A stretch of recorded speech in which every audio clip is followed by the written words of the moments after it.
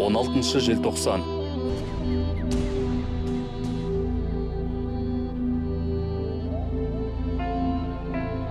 Он 16 желтоқсан енді мен үшін бұл ауыр қасірет. Енді 16 желтоқсан дегенде тәуелсіздік күнмен қатар қанды Жаңаөзен оқиғасы да тұрады.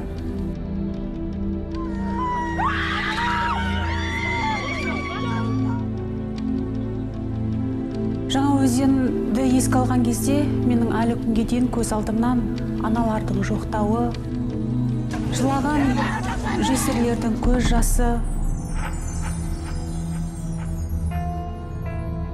тіптен ер адамдардың көз жасы әлі күнге дейін кетпейді. Мен енді Жаңаөзен халқы жыламаса екен деймін. Мен оларды ешқашан ұмытпаймын.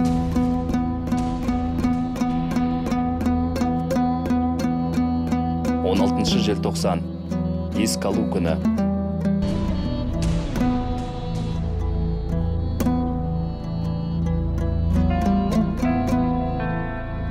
Былтырдан бері көз алдымнан бір сәт кетпейді.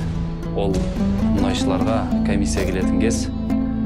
Сол күні алаңға мұнайшылардың аналары, әйелдері, апа қарындастары жиналды. Олар енді осы мәселе шешілетін болды деп бір-бірін қуанып, құттықтап жатты.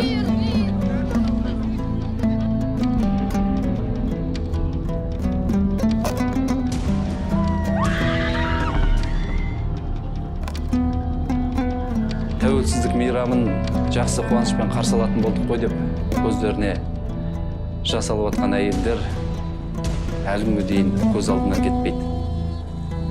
Содан бері тәуелсіздік мерекесінде мен сол әйелдерді есіме аламын.